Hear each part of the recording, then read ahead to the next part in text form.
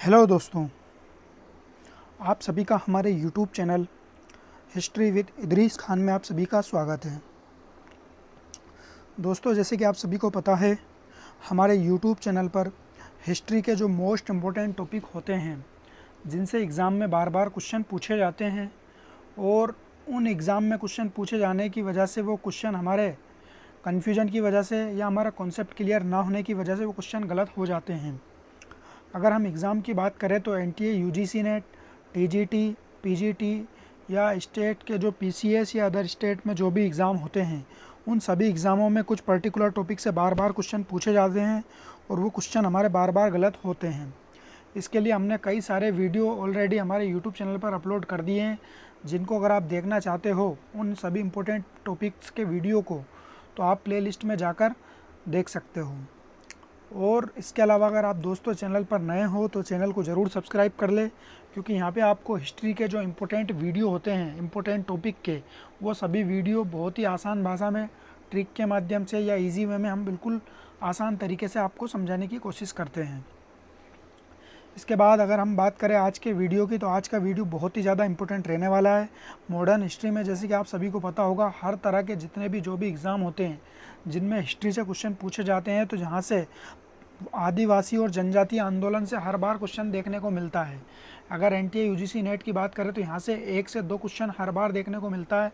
कई बार तो यहाँ से क्रोनोलॉजी वाले क्वेश्चन देखने को मिल जाते हैं, कई बार यहाँ से मैच करने वाले क्वेश्चन देखने को मिल जाते हैं, कई बार यहाँ से जो आदिवासी आंदोलन या जनजातीय आंदोलन हुए उनके नेताओं के नाम पूछ लिए जाते हैं। तो दोस्तों, बहुत ही ज़्यादा इंपॉर्टेंट वीडियो है। आज का वीडियो देखने के बाद आपका इस टॉपिक से एक भी क्वेश्चन बच के जाने वाला नहीं है। जितना भी जो भी एग्ज़ाम के पॉइंट ऑफ व्यू से हमने यहाँ से जितना भी इम्पोर्टेंट कंटेंट है वो सारा निकाल लिया है। इस वीडियो के माध्यम से आपको समझाने की कोशिश करेंगे, ट्रिक के माध्यम से समझाएंगे, जिसमें हम आंदोलन का समय, आंदोलन के क्या कारण रहे हैं और आंदोलन के प्रमुख नेताओं की हम बात करने वाले हैं। तो वीडियो को बिल्कुल भी स्किप नहीं करना है, वीडियो को पूरा ज़रूर देख लेना है दोस्तों। और चैनल पर नए हो तो चैनल को ज़रूर सब्सक्राइब कर ले। तो दोस्तों, हम चलते हैं हमारी स्लाइड के ऊपर, जहाँ हम इस टॉपिक को बहुत ही अच्छी तरीके से आज डिस्कस करने वाले हैं। जैसे कि हम स्लाइड के ऊपर आ चुके हैं, तो दोस्तों आज के वीडियो के अंदर हम प्रमुख आदिवासी आंदोलनों के बारे में बात करेंगे। इससे पहले का वीडियो हमने हमारी प्लेलिस्ट के अंदर आपको मिल जाएगा, जिसके अंदर हमने प्रमुख किसान आंदोलनों के बारे में बात की थी, उनके कारण, उनके नेताओं के बारे में बात की थी। तो आज के इस वीडियो के अंदर हम आदिवासी आंदोलन का जिस क्षेत्र के अंदर हुआ उसकी बात करेंगे, इसके प्रमुख नेता कौन कौन थे इसकी बात करेंगे, ये कब हुआ इसकी बात करेंगे। इसके अलावा इससे संबंधित जो विशेष तथ्य हैं जो एग्ज़ाम के पॉइंट ऑफ व्यू से इम्पोर्टेंट माने जाते हैं, उसके ऊपर बात करेंगे। तो दोस्तों, इन सारे कारणों और इनके नेताओं के बारे में इम्पोर्टेंट बात करेंगे। तो सबसे पहले हम बात कर लेते हैं दोस्तों कि इनकी पृष्ठभूमि किस तरीके से बनी है। आधुनिक भारत के अंदर इन आंदोलन की शुरुआत किस तरीके से होती है, किस तरीके से इनका आधार तैयार किया जाता है और किस तरीके से इनको आंदोलन को प्रेरित किया जाता है। तो सबसे पहले बात कर लेते हैं दोस्तों, भारत के विभिन्न क्षेत्रों में रहने वाले आदिवासी अंग्रेजी नीतियों से परेशान होकर 19वीं सदी में अंग्रेज़ों के विरुद्ध विद्रोह करते हैं। तो जैसे कि आप सभी को पता होना चाहिए दोस्तों, आदिवासी जो समाज है ये तो हमारे प्राचीन काल से ही भारत के अंदर निवास कर रहा था, मगर इन्होंने जो अपना आंदोलन या अपना जो विद्रोह किए हैं वो आधुनिक भारत में जब अंग्रेज़ लोग आए, अंग्रेज़ों ने जब अपनी शोषण की नीतियाँ अपनाई, जिस तरीके से कर उगाने में, लगान उगाने में और भू राजस्व से रिलेटेड जितनी भी जो भी इनकी नीतियाँ थी, वो सारी शोषणपरक नीतियाँ थी। उन सारी शोषणपरक नीतियों की वजह से इनके जो सिद्धांत थे आदिवासी समाज के, इनके जो परंपराएं थी, इनके जो कल्चर था, उनके ऊपर इन लोगों ने ठेस पहुंचाई, उनके ऊपर प्रतिबंध लगाए, उनकी ज़मीनों से बेदखल किया। तो इन सारी चीज़ों से ये परेशान होकर फिर उन्होंने अपना विद्रोह का रास्ता अपनाया है। तो मतलब इनको पहले छेड़ा गया है, तब इन्होंने विद्रोह अपनाया है। मतलब जब तक इन लोगों को किसी ने छेड़ा नहीं है, तब तक ये अपने जीवन में अपनी जो लाइफ थी, अपना जो लाइफ स्टाइल था, अपना जो कल्चर था, उसी में ये रहना पसंद करते थे। मगर जब इन लोगों को छेड़ा गया है, तब इन्होंने विद्रोह करना स्टार्ट कर दिया। तो इस तरीके से दोस्तों इसकी पृष्ठभूमि बनती है। फिर उसके बाद हम दूसरे पॉइंट की बात कर लेते हैं दोस्तों, जनजातियों को आदिवासी के नाम से किसने पुकारा है। तो जनजातीय जो समुदाय है इसको आदिवासी के नाम से सबसे पहले ठक्कर बप्पा नाम के एक समाज सेवी हुए हैं, उन्होंने ठक्कर बप्पा ने आदिवासी के नाम से पुकारा है। ये मोस्ट इंपोर्टेंट फैक्ट है दोस्तों, एग्जाम के अंदर ये क्वेश्चन पूछा जा चुका है कि जनजाति समुदाय को आदिवासी नाम से किसने पुकारा है सबसे पहले। तो ठक्कर बप्पा नाम के जो एक समाज सेवी हुए हैं उन्होंने आदिवासी नाम से पुकारा है, तो ये आपको याद रखना है। इसके बाद दोस्तों अगले पॉइंट की बात कर लेते हैं, ये वर्ग समाज के अन्य वर्ग से भिन्न स्थिति में, भिन्न स्थिति मतलब अलग तरीके की जो स्थिति होती है, निम्न तबके की, गरीबी, पिछड़ा हुआ, जंगल एवं पहाड़ों में निवास करता था। तो दोस्तों जनरली जो पब्लिक होती है या तो गांव के अंदर होती है या कस्बों के अंदर होती है या बड़े बड़े नगर सिटियों के अंदर होती है, मगर जो जनजाति समुदाय के जो अधिकांश लोग होते हैं, कुछ लोग तो आपको दिख जाएंगे सिटी वगैरह में, नगरों में, कस्बों में, मगर जो अधिकांश जो इनकी पॉपुलेशन है, अधिकांश जो जनता है, वो लोग हमेशा जंगलों के अंदर निवास करते हैं। और ये जो समाज होता है, जनरली जो समाज है उस समाज से ये कटा हुआ रहता है, उस समाज से बिल्कुल अलग रहता है। इनके अपने रीति रिवाज रहते हैं, इनके अपनी पोशाक रहती है, इनके अपने देवता रहते हैं, इनके अपना कल्चर रहता है। तो वो सारी चीज़ों को ये अपना मतलब बिल्कुल अलग हटके समाज से, और वो अपना पूरा सोसाइटी के साथ ये लोग रहते हैं। और इनका जो वर्ग होता है बिल्कुल गरीबी और पिछड़ा हुआ वर्ग होता है, ये मतलब किसी भी तरीके से आधुनिकता के साथ नहीं रहते हैं, ये अपना वही पुराना कल्चर, पुराना रीति रिवाज के साथ रहते हैं, कच्चे घरों के अंदर रहते हैं, झोपड़ियाँ बनाकर जंगलों के अंदर, वही उसी तरीके से खान पीन और वही सारा कल्चर जो चलता आ रहा है इनका, उसी तरीके से ये रहते हैं। तो ये सारी चीज़ें जब इनके साथ रहती है तो इन्हीं वजह से इनको जनजाति और आदिवासी समुदाय माना गया है। और कई सारी सरकारों के साथ मतलब इनके उत्थान के लिए इनके सामाजिक प्रयास किए गए हैं, इनको समाज के सुधार लाने के लिए, सामाजिक की जो धारा है उसके साथ जोड़ने के लिए सभी तरह की जितनी भी जो भी सरकारें आई है उन्होंने अपने अपने स्तर पर इनको सुधारने के लिए प्रयासरत हैं अभी भी, और प्रयास किए भी हैं। इसके बाद बात कर लेते हैं दोस्तों, आदिवासी बाहरी लोगों को दिकू नाम से पुकारते थे। तो बाहरी लोग का क्या मतलब है दोस्तों, यहाँ पे ये लोग जंगलों के अंदर निवास करते हैं, तो इनका अपना कल्चर है, अपनी सोसाइटी, अपने रीति रिवाज, अपने रूल रेगुलेशन है।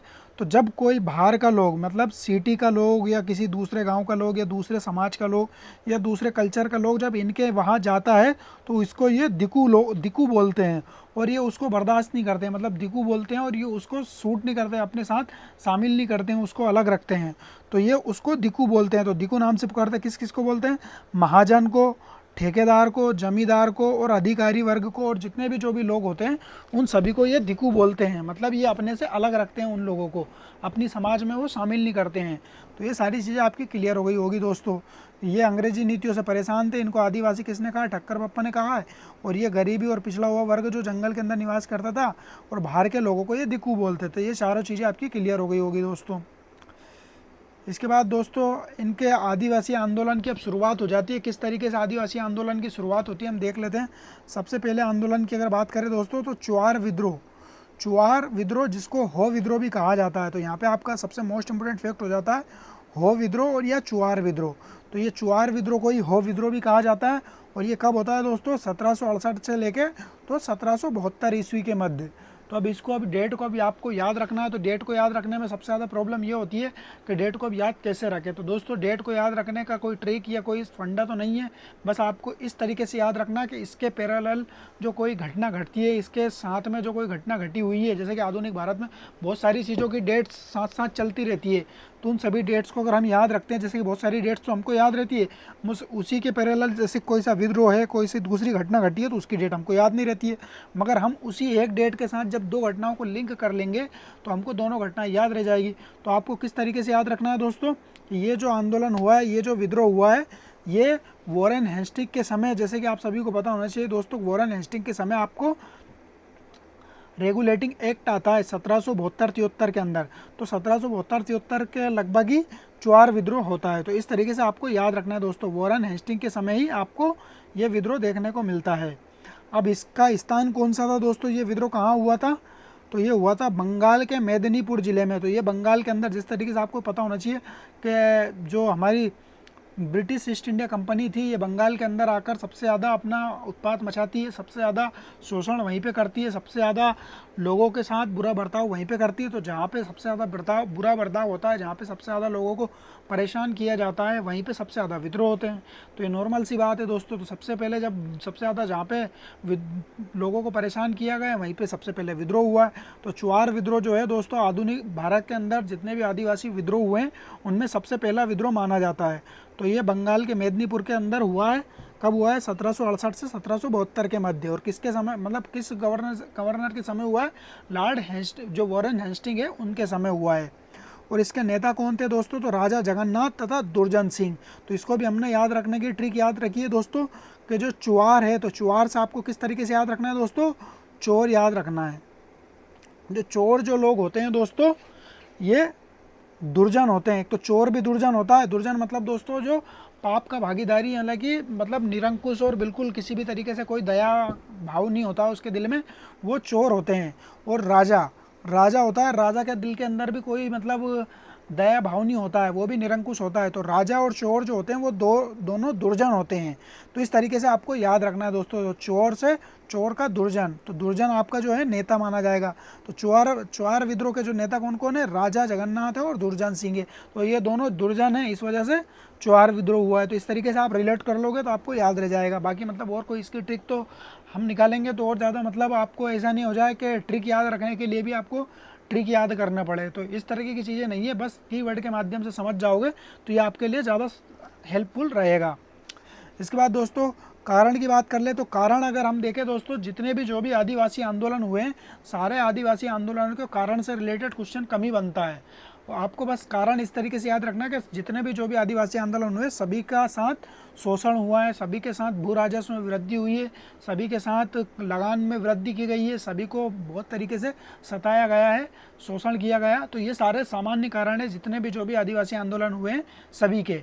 तो इसके कारण के ऊपर ज़्यादा ध्यान नहीं देना है। अगर आदिवासी आंदोलन अगर पढ़ रहे हो तो एक तो आपका विद्रोह का नाम याद रखना है, डेट याद रखनी है, क्षेत्र याद रखना है और उसके नेता को याद रखना है। तो 4 चीज़ों को आपको याद रखना है। बाकी किसी चीज़ को, 5वीं चीज़ को आपको याद रखने की ज़रूरत नहीं है। 5वीं चीज़ पे अगर क्वेश्चन बनेगा तो बाई चांस ही बनेगा, बाकी 99% क्वेश्चन इन 4 चीज़ों पे बनेगा।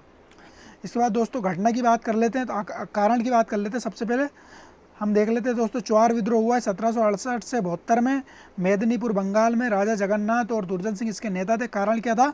अकाल तथा बाढ़ की स्थिति में लगान में वृद्धि। तो ये देख सकते हो दोस्तों, लगान में वृद्धि हुई है। घटना क्या घटी है दोस्तों?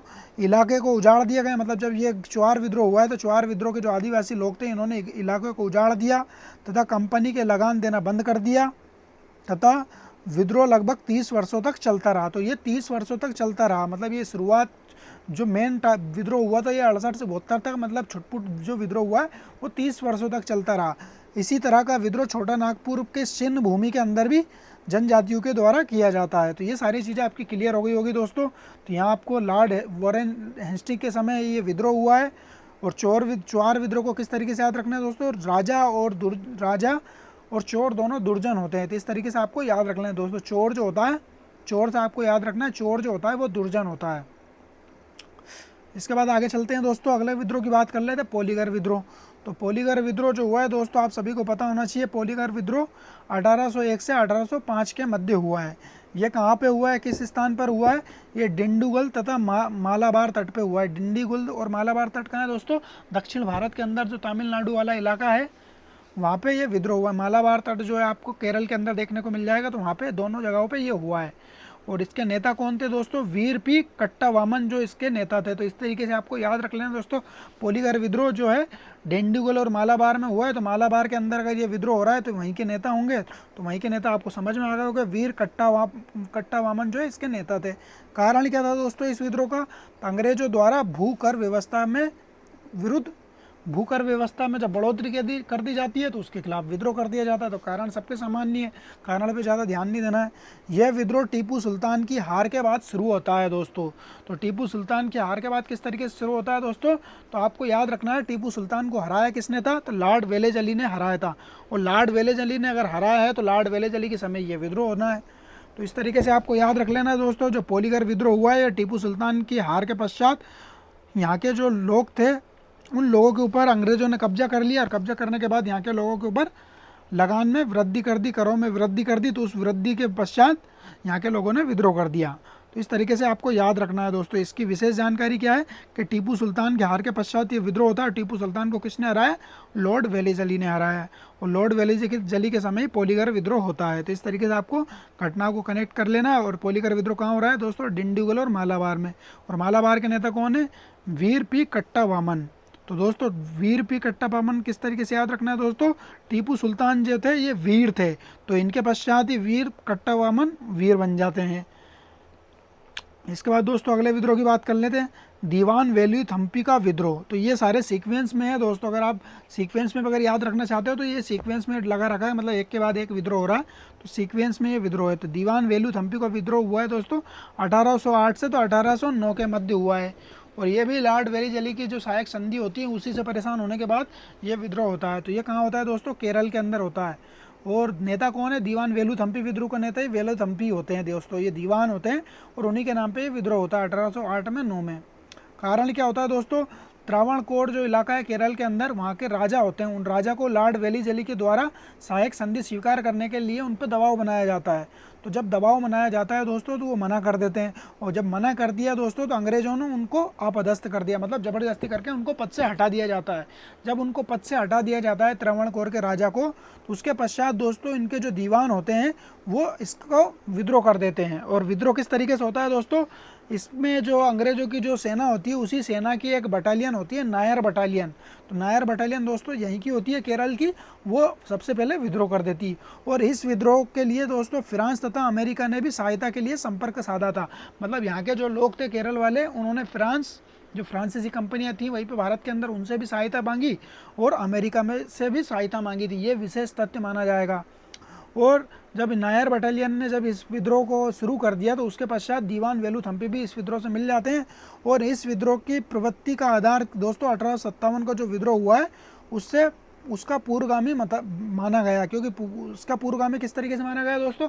1857 के अंदर भी जो भी राजे रजवाड़े रियासत वाले थे उन लोगों को भी ऐसे ही हटाया जाता था। और जैसे कि गोद प्रथा को निषेध घोषित कर दिया था लॉर्ड डलहौजी के समय, और लोगों को हटा दिया जाता था जो शासक थे। तो इसी तरीके से दोस्तों वो सारी चीज़ें यहाँ पे वेलुथम्पी विद्रोह के अंदर भी देखने को मिली है। क्योंकि त्रावणकोर के जो राजा थे उनको भी इसी तरीके से हटाया गया था, उनसे सहायक संधि नहीं मानी तो उन्होंने हटा दिया उनके पद से लॉर्ड वेलेस अली ने। तो इसके पश्चात यहाँ पे विद्रोह हो जाता है। तो इस विद्रोह को दोस्तों 1857 के विद्रोह को पूर्वगामी माना जाता है। ये मोस्ट इंपोर्टेंट फैक्ट है दोस्तों, आपको याद रखना है। और इसके नेता कौन है दोस्तों? तो दीवान वेलुथम्पी इसके नेता है। बस इस तरीके से आपको याद रख लेना है दोस्तों। ये सारी चीज़ें आपकी क्लियर हो गई होगी। इसके बाद अगले हम विद्रोह की बात कर लेते हैं, पाइक विद्रोह की बात कर लेते हैं दोस्तों। तो पाइक विद्रोह तो बिल्कुल ईजी है, ये 1817 से 1825 में हुआ है। इसकी डेट भी अगर आप याद नहीं रखोगे तो कोई ज़्यादा इंपॉर्टेंट नहीं है। इसका ज़्यादातर क्षेत्र पूछा जाता है दोस्तों। तो पाइक विद्रोह जो हुआ है कहाँ पे हुआ है? उड़ीसा के खुर्दा वाले क्षेत्र में। और इसके नेता कौन थे दोस्तों? जगबंधु इसके नेता थे। तो जगबंधु इसके नेता थे। और कारण क्या था दोस्तों? तो कारण अंग्रेजों द्वारा लगान मुक्त भूमि से कर वसूली। तो दोस्तों यहाँ पे होता क्या है इस विद्रोह के अंदर? इस विद्रोह के अंदर क्या होता है दोस्तों? यहाँ की जो पाइक क्षेत्र की एक सेना होती है, वो सेना अंग्रेज़ों के साथ रहती है। और अंग्रेज़ लोग जो रहते हैं इनको कुछ ज़मीन देते हैं, मतलब इनकी सैलरी के बदले यहाँ पे कुछ ज़मीन देते हैं जो लगान मुक्त होती है। मगर होता क्या दोस्तों 1817 के मध्य जाते जाते जिस ज़मीन को जो सेवा भूमि जो लगान मतलब सैलरी के बदले यहाँ की सेना को जो भूमि दी गई थी उन सैनिकों की भूमि पर लगान वसूली की जाती है, मतलब भूमि कर लिया जाता है। तो जब भूमि कर लिया जाता है तो वहाँ की सेना विद्रोह कर देती है। तो इस वजह से ये विद्रोह होता है पाइक विद्रोह।